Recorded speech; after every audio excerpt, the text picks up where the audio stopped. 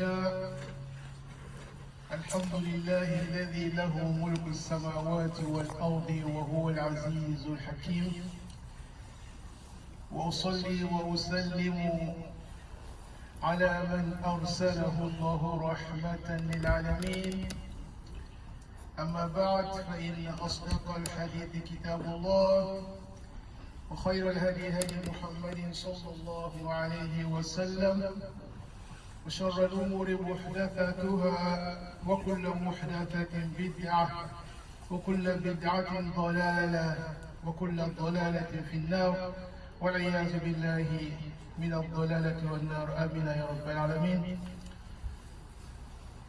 We commence by praising Allah subhanahu wa ta'ala, the Almighty, the All-Wise, the one who knows what He does, the one who is unquestionable anything He does. After praising Him, I send blessings and salutation upon Muhammad sallallahu alayhi wa sallam, the one Allah subhanahu wa ta'ala sent him to us to be a mercy for the world. The one Allah subhanahu wa ta'ala sent him to us to show us how Allah subhanahu wa ta'ala wants to be worshipped. May Allah bless him, may Allah bless his companion, may Allah bless his household, may Allah subhanahu wa ta'ala bless anyone try to follow him until the day of reckoning. Ameen ya Rabbal Alameen.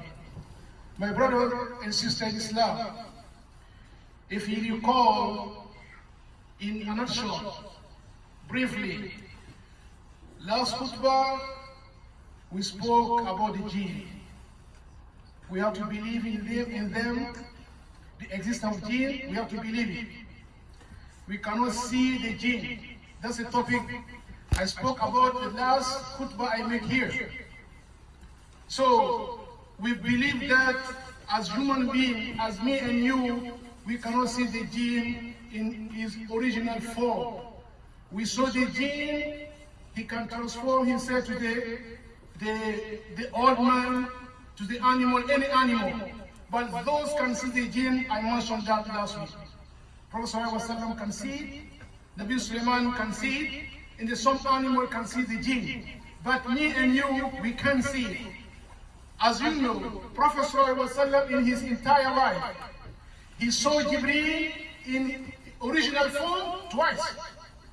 When Jibreel came to him to say, Iqra, that time, he saw the Jibreel. But most time Jibreel come to Prophet ﷺ, he come as man. Mean as Sahaba, the Sahaba saw Jibreel. You know the hadith. Sahaba, they saw Jibreel. So, in here, how you can know the religion of Islam more than the Sahaba. Those, they saw Jibreel, you are bringing so many things new today. So here, brother, before I go to what I want to say today, first, when we said Jinn or Shaitan, I'm talking about the Jinn or Shaitan can harm you, the one who can kill you, the one who can make you sick. But I'm not talking about the Shaitan who can mislead you. Because Prophet ﷺ said, every single one have a Shaitan, qareeb. Me and you, everyone have a qareeb. So, but he said, they asked the Prophet, even you? Prophet said, yes, even me, I have a qareeb Shaitan. But Allah subhanahu wa ta'ala give me power. I overpower him. I overcome him. He cannot mislead me. So me and you, anytime when you find yourself you are engaged in bad deed, mean your qareeb push you to do this one. I'm not talking about that Shaitan. The Shaitan, the one who can harm you in your life. The one who can prevent you to the point you cannot even worship Allah subhanahu wa ta'ala. That's the thing. And also, you have to understand, when we talk about the Jinn, some of them, they are living far away from us. They are living the falawat, fil ghabat, to the desert. They live there. But we have some Jinn, they are living with us in our town, in our city, in our home. That's the Jinn. Prophet sallallahu alaihi wasallam, he teach us how to protect yourself from them. That's the topic I'm going to do today. So you have to understand that the 2 points. So first, brother, if you understand that we are living with the creation of Allah subhanahu wa ta'ala, though we cannot see them, it's very important to get to know them.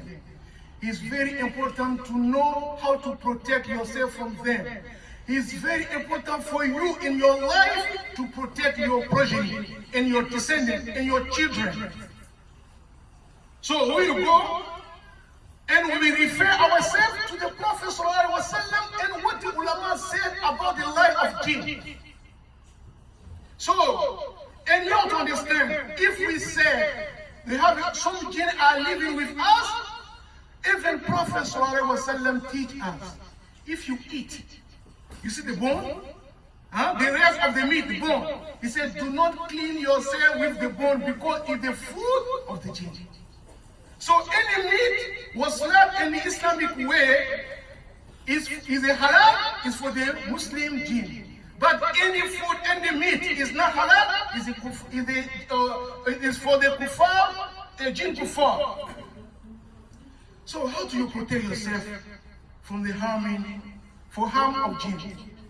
First, Prophet sallallahu alaihi wasallam. Do you remember? Everyone know this. He said, when you go to bathroom, what you should say? He said, Bismillah, Allahumma inni a'udhu bika min al-khubuthi wal khaba'ith. Everyone knows this hadith. Why Prophet sallallahu alaihi wasallam teach us this hadith? Because before he teach the Sahaba, he said, Inna hadhihi al-hushush muhtadara. Mean the bathroom we have in our place, the place of the Jinn. So before you get in, you must seek the refuge. You must seek the protection of Allah subhanahu wa ta'ala from them. So mean, Al-Khubuth is the man of the Jinn. Al-Khaba'ith is the woman of the Jinn. So Prophet sallallahu alaihi wasallam, what he taught us to protect ourselves, mean they are existing. Let me stop here. Brother, bathroom is not the room. How come when we go to bathroom, you spend 30 minutes, 1 hour? How come? Especially our kid. Wallahi, I saw this country. If you have a roommate, have a kid, you are in trouble. The kid can spend 30 minutes, 1 hour in the bathroom. What you are doing there? It's not the place you can spend so many time. Remember, when Prophet ﷺ, he went in the bathroom, he come up right away and he said, Ghufranak. Oh Allah, I seek forgiveness from you. This time I spent in the bathroom, I didn't mention your name. Forgive me for that woman. So here, that's the point. And also as Muslim, you're not supposed to make yourself naked. 2 conditions only Prophet ﷺ. To be nude or to be naked as Muslim, Allah subhanahu wa ta'ala or Islam give you always permission for 2 conditions. When you are in bathroom, you are allowed to take your clothes. You are allowed to undress yourself. And when the couple, they are needing one another, I mean your wife, you need intercourse with your wife or your husband, that time you can take your clothes out. But we have hadith. Prophet sallallahu alaihi wasallam, Muawiyah bin Hida al-Qushayri, Prophet sallallahu alaihi wasallam gave him advice. He said, protect your private path. And unless if you need your wife, Prophet sallallahu alaihi wasallam said that.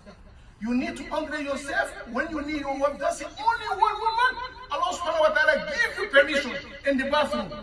This Sahabi Muawiyah bin Hida al-Qushayri, he asked Prophet sallallahu alaihi wasallam, he said, what happened if I'm alone in my room? Did I need to dress properly? Prophet tell him, Allahu ahabbu an yustahya min. If nobody sees you, what about Allah subhanahu wa ta'ala? Allah is watching you. He said, Allah, he deserves to be ashamed. So as Muslim, you cannot expose yourself even you are in your own room. Our sister and our mother. Sister, please, when you take, I know you spend so many time in the bathroom, especially the girl. Wallahi, you will be possessed one day. You will be attacked by the jinn one day if you don't stop. Even when if you finish the bath to take your bath, when you are making the lotion or makeup, please protect yourself. Have something have something on you while you are making the lotion. So I will stop and then. So as Muslim, you're not supposed to be naked, except two conditions. Second, Prophet ﷺ, he teach us, do not stand and do not sit between shade and the sun. Do you understand? You see this building, when the sun is set or is rise, you will find the shade of the tree or the shade of the building. We have a sun and we have a shade. Prophet ﷺ said, between that, don't stand over there. Between that, do not sit there. That's the place of the jinn. That's the second one.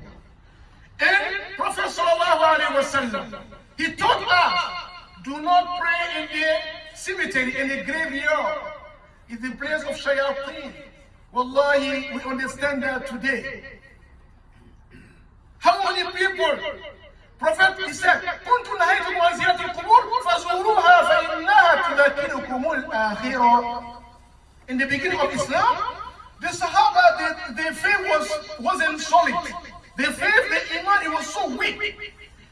The pagan Arab, they used to worship the people of graveyard. When Prophet ﷺ came newly, he told them, do not go to the graveyard because you went there, you worship the dead people.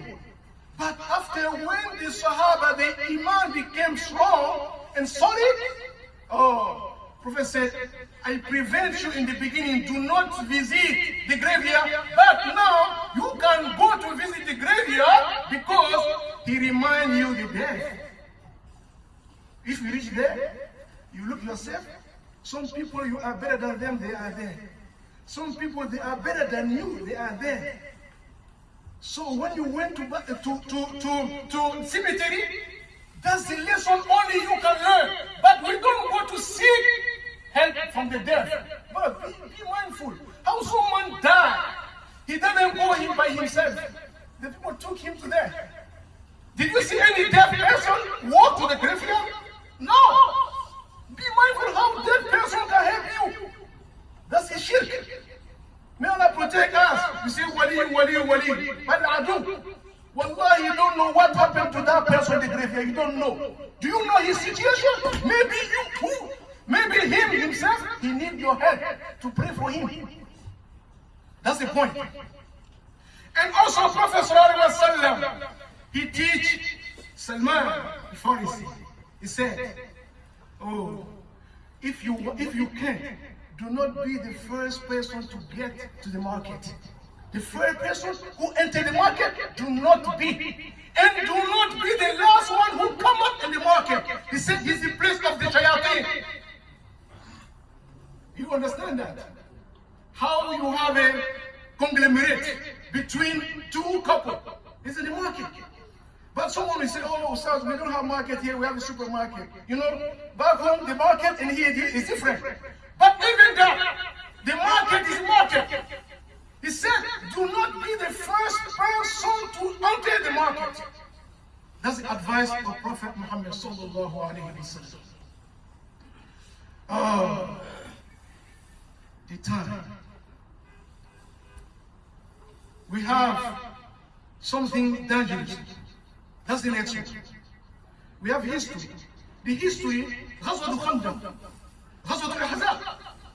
When the kuffar, Allah Prophet ﷺ have a covenant with the Jewish people in Medina, but they break the agreement with Prophet ﷺ. They break the law.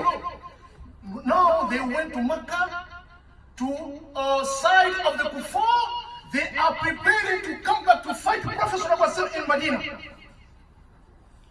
So Salman al-Farisi is the one who gave idea. He said, in Paris, if we have this kind of war, because that time the kuffar there was 10,000 people, and the Muslim was only 300. Oh, 3,000, sorry. Imagine 10,000 and 3,000. What is the interval? 7,000 different. So Salman said to Prophet, we did the big trade between us and the kuffar. So this battle, this hadith is Sa'id ibn Khudri is narrating.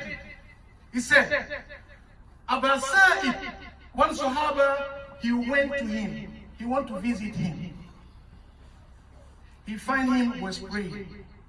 When he found him, so the man, Abu Sa'id, he sat in the side of the home. So he was waiting Abu Sa'id al-Khudri to finish praying. So what happened? When Abu Sa'id was sitting, he hears some sound in the corner of the room. When he turned back, he finds this big snake in the corner of the room. So he jumped. He wanted to attack that snake. He said, Abu Sa'id al-Khudri, give him a sign. Why he was praying? He said, no, sit down. When Abu Sa'id he finished to pray, he called Abu Sa'id. He said, you see this room or this neighbor? We have a young man. He was with Prophet ﷺ. He get married newly. So the time he was digging the Khanda, they did the Khanda more than 10 years. He was so low. I cannot, if you go to the study, how's the Khanda? He was the Prophet ﷺ, you know, Imam or Ali, don't be lazy. The time the Sahaba was digging the trench, some place if it's so rocky, they cannot do it. They call Prophet ﷺ. He come with his blessing hand. When he hit it by saying Allahu Akbar, this rock split.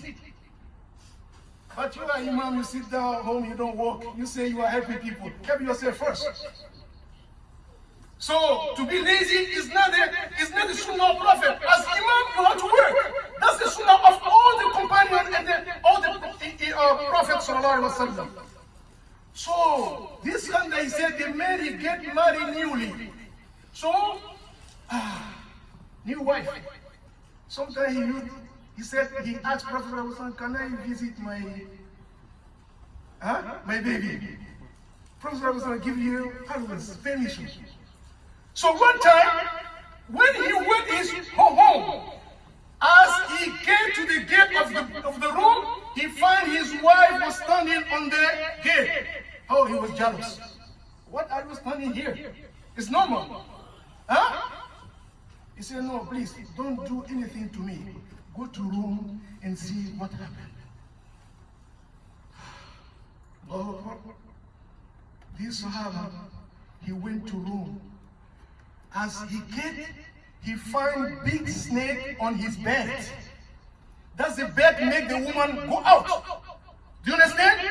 So, and before he leave, Prophet Sallallahu you see, Prophet Sallallahu tell him, oh, Ya Ghulam, khuz bika silaha fa inni akhafu alayka Qurayza. He said, take your arm. I'm scared of you, the Qurayza, the Jewish people, they can have you in a way. So this arm, the young man had it. So as soon he saw the snake on his bed, he jumped on and hit it. When he hit it, before he come to his wife on the gate, his wife narrating the history. He said, I didn't know. Between the time my husband hit the snake and the time he come to me, who died first? Oh, when this happened, do you understand what I'm saying? I hope you understand. You follow me. Then you go to Prophet Sallallahu Alaihi Wasallam. Oh, Prophet, this thing happened. Prophet Sallallahu Alaihi Wasallam said, "Inna bil Madinati Jinna qad aslamu فإذا رأيتموه منه شيئا فآذنوه 3 أيام فإن بدا لكم بعد ذلك فقتلوه فإنه شيطان. He said, in the Medina, we have some jinn, they are Muslim. He said, if you see this kind of situation in your home, as like if you see the snake in your home, he said, فَآذِنُوهُ ثَلَاثًا أقسم عليك بالله أن تخرج من منزلي وأن تبعد عني شرك وإلا قتلتك. When you see the snake in your home, do not jump on. The Sunnah Prophet ﷺ said, ask him permission to leave here. If you don't leave, and if you don't stay away from me, I'm gonna kill you. Talk to him. But I don't know who among us, when you see that, you're gonna be afraid, man. I know, but don't be afraid. You don't believe what Prophet ﷺ teach you? When he said, Bismillah, الذي لا يضر مع اسمه شيء في الأرض ولا في السماء وهو سميع عليم. That's a powerful dua. So anytime when you protect yourself, don't scare anything. Prophet, no, the Sahaba. The Sahaba even they didn't ask Prophet, how can we do that? We can't. You system, we talk to him. Prophet said, don't touch. Meaning, when the young man hit the snake, he killed the snake. He killed the young man back. Or some of the relation of the jinn, they killed him back. So brother, here, we will understand. Anytime when you see any animal in your home, it's not a regular animal in your home, don't touch him, please. Do you understand? Like even the bird. You see the bird, you come at home, the time you were living, everything was closed. Suddenly, you see some bird in your room. How we get there? You gonna kill it? Don't touch. You never know. So, but everything have an exception. Prophet ﷺ said, do not kill any snake in your home except 2. Al-Abtar wa dhabtu fiyataini. We have the 2 snakes. Prophet ﷺ said, if you saw right way, you have to kill them right way. Don't hesitate. What is that? The Abtar, they describe is a snake, it is short. It have a short tail. And the second one, his snake have a 2 white lines in his back. They are dangerous. Prophet ﷺ said, they can make you blind, 1. And they can make the woman who she's conceived, she can lose his child as pregnant. But the ulama, they come to explain this is so long. Some said, as long the woman pregnant, the woman who is conceived, he saw that snake, she can lose his baby.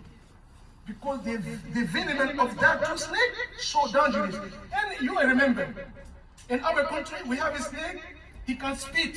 When he spit in your face, you become blind. Am I right? So that's the thing.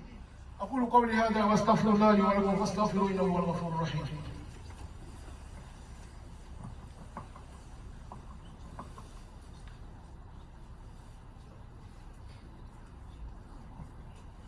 الحمد لله والصلاة والسلام على رسول الله. Time. Here, the next point. Prophet sallallahu alaihi wasallam, he said, إذا كان جرب الليل أو أمسيتم فكفوا صبيانكم فإن الشياطين تنتشر حينئذ.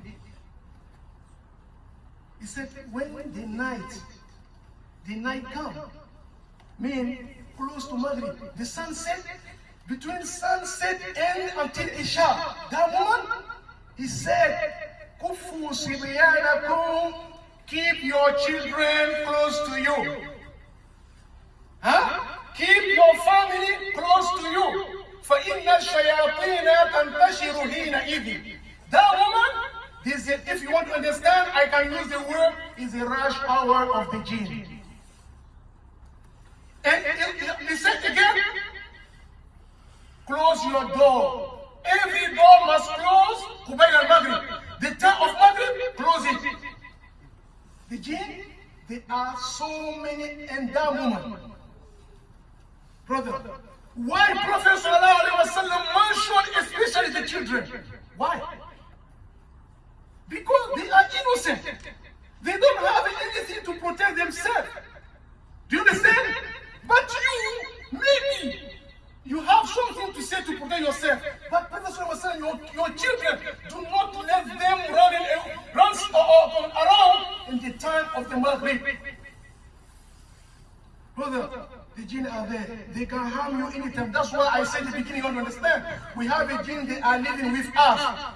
So to protect yourself, that's a teaching of Prophet ﷺ. Unfortunately, our kid, what time they finish school? You see the kid today, 11 p.m., 12 p.m. is now at home here. You see, I remember, you and me, in our culture, back home, you dare Maghrib find you outside, you better sleep there. Do you remember? Maghrib time, if you do, Maghrib didn't find you home, at home, where you are, it's better for you to stay there. Look, that's the sunnah of Prophet ﷺ. Our parents didn't explain us why. So brother, if you can, your children, don't let them the Maghrib time they are outside, please. Wallahi, they will be harmed by the jinn. That's the one point. Another point. Oh, you see the water? That's the thing of the Shaykh al-Islam Ibn Taymiyyah. He mentioned this. He said, the jinn can attack you in 3 ways. He said, some of them, they come to you, they fall in love, they love you. Sometimes they sleep with you. Our sisters, they know that. Our sisters, they know that.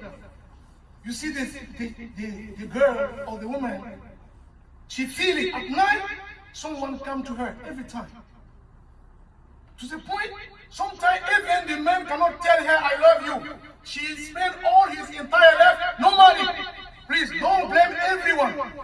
Some people, they are possessed by the jinn. May Allah protect us. So Ibn Taymiyyah, he said again, but if you see the jinn harm you badly, first, maybe you pee on them. Allahu Akbar. Brother, if you want, do not stand to pee, to urinate. Imagine, I sit here, I'm sitting here. You come, you don't see me. I pee on you. What happened? What you can do to me? If I don't forgive you, what happened? I will retaliate. I'm going to take revenge. So he said, do not stand to pee. Don't say the word is worse. No. Let's use the word. Brother, bathroom. Oh. This bathroom you see, wallahi, Allah subhanahu wa ta'ala is more valuable to the you see the building of water center? Anything in his masjid, Allah subhanahu wa ta'ala is better than anything outside. This bathroom is the best place of the earth. Because of this one you are praying here, right? But I'm telling you, why you don't stand to pee in your home? Brother, it's a fact. Most of us, when we come to masjid, we stand to pee, but we don't stand to pee in our home. Your home is better than here. Brother, no. That's a fact. Let's say the truth. It's not the good behavior of Muslims. Wallahi, so many times we come to the masjid, when you get in, you don't have a choice. You want to sit, you're going to mess your clothes. Who? You. So, that's not only thing. The bad thing you can, when you stand, you pee in the jinn. Remember, the jinn are there. You stand, you pee on them. Wait consequences. They will come back to you. That's the first thing Imam Ibn Taymiyyah said. And the second, he said, do not pour the hot water. Hot water? Don't take the hot water and pour it. Oh, I remember. It's the same, our parents, they teach us, they say, no, don't pour the hot water in the ground. But they don't explain us. The meaning is what? Maybe when jinn is passing, Maybe one jinn is sit over there. Imagine you put hot water on his child, he died. Now they will attack you.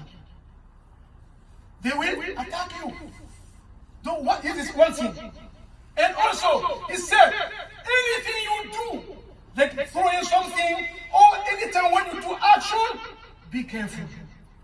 It's not only one, but there is a logic. Imagine I'm passing by you, you see me, you throw something on me. You will say, come on brother, what happened? So big fight. So you don't see them, they saw you. So protect yourself. Do not pour the hot water or even any water. Don't spread it like that. Make sure anytime you do it, you put gently on the ground. That will protect you. May Allah protect us. Allahu Akbar. And also, Allahu Akbar. Ibn Taymiyyah said, the jinn can take you a toy. They play with you. They play with you. So, he mentioned these three things. The last point, even it's not the one the time. Brother, those are working with the jinn to never go there with your church, with your child. Mean what? Those, they say Maulana, on dit les marabouts. Les marabouts, 14 times they are working with jinn. There is no matter. That's the truth. To be a good marabu, you need ruhaniya. They call ruhaniya. Ruhaniya means my friend of jinn. The one who executes what I'm asking him to do it, and he asks me to worship him. Yes. So any place you hear this is Maulana, or we call, if I use the way you understand, because most people understand French here. The marabout, if you went there, do not go, please don't go with your child over there. Because if you get there, they have so many jinn, they are working with them. They can have your child over there. You witness that. So any place of the shaitan, please don't go there with your child. So, brother, this is some point. Prophet sallallahu alaihi wasallam, he teaches us how to protect ourselves from the jinn. Jinn are there. Our kid, our sister, they are suffering today. And we have a son. If you see in you and you see in somebody, you can feel that you are possessed by the jinn. Brother, I will stop here because the time is over. But do you know the power? Allah subhanahu wa ta'ala gives the power to the jinn against you. One. But Prophet sallallahu alaihi wasallam also, he gives us the solid weapon, the arm. He gives us power. Which one we can overtake the jinn? Do you know that? You don't know it. So maybe if Allah gives a chance, we will see who is powerful. The jinn and the man. As Muslims, may Allah give us good understanding. And before I go down, remember, we are in the Shaban, so I want to start. So, quickly, those used to fast 13, 14, and 15, and Monday, Thursday, if you calculate your fasting, at least every month, you are 11 days, right?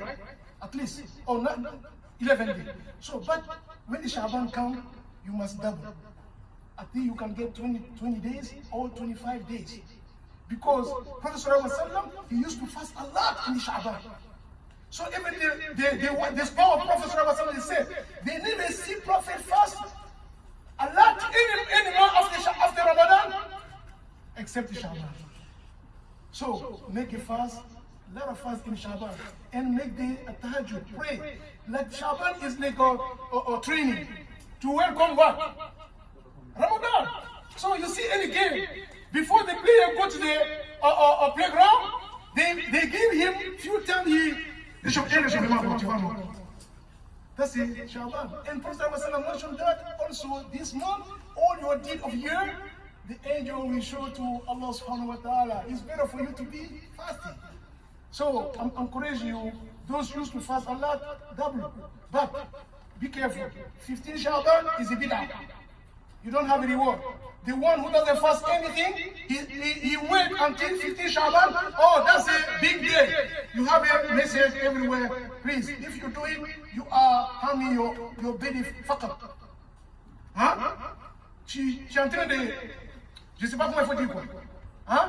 Donc, Jinn Paul, I will stop here. ربنا آتنا في الدنيا حسنة وفي الآخرة حسنة وقنا عذاب النار. ربنا لا تزغ قلوبنا بعد إذ هديتنا وهب لنا من لدنك رحمة إنك أنت الوهاب.